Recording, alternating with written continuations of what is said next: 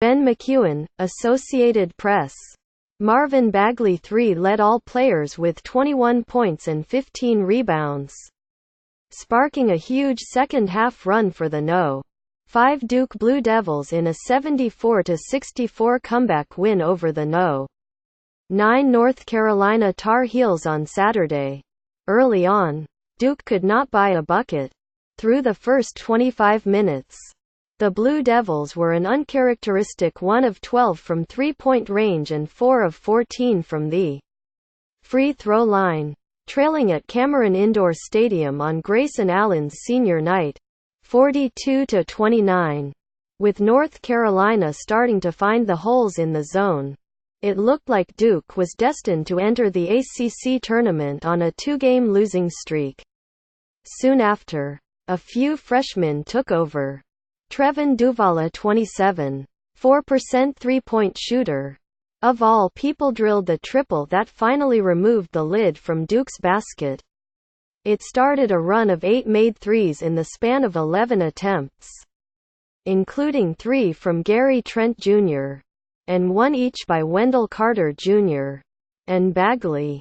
And while those perimeter shots were falling, Bagley turned the paint into his personal playground.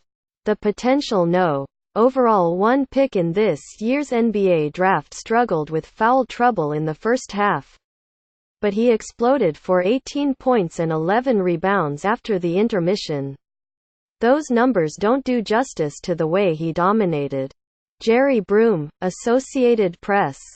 With 10:41 remaining, Bagley canned a wide-open three-pointer from the top of the key. That isn't his strength, though. He'd made just 17 shots from beyond the perimeter prior to this game. But he's a capable enough shooter that it was plain unforgivable for the Tar Heels to leave him that open. He got 3 points and 2 rebounds on Duke's ensuing possession, getting back his own miss twice before finishing through contact for an and one. When everyone raved about Andrew Wiggins a few years ago while he was at Kansas, one of the first things you heard about was his second leap. The guy was like a pogo stick, coming down with a rebound, going right back up and outjumping everyone with both hops. That's exactly what Bagley did on his first, second and third leap. 2 possessions later, he did it again, but even more emphatically. Bagley tracked down an offensive rebound from an Allen three-point attempt, corralling it in the corner. He drove baseline and tried an off-balance layup that didn't even hit the rim. Instead, it turned into a self-pass off the backboard, as he touched the ground for about a nanosecond before springing back up for a two-handed slam. The Athletic's Sam Viceni chimed in on Twitter regarding the freshman. It was a sequence of just over 2 minutes that showcased Bagley's out-of-this-world talent and served as a reminder that Duke is still one of the top candidates to win the national championship. Remember when people had the audacity to suggest Duke might be better off without Bagley because it won all 4 games he missed with a knee sprain? After what he just did to North Carolina, that might be cemented as the dumbest hot take of the 2017-18 season. With Bagley doing whatever he damn well pleased, the Blue Devils erased a 13-point deficit in a New York minute. Technically, the 23-8 run took 6 minutes and 41 seconds. But it felt like it happened in the blink of an eye. Lance King, Getty Images. Ridiculous runs like that seem to happen all the time in this series. But this felt like more than just Tobacco Road magic.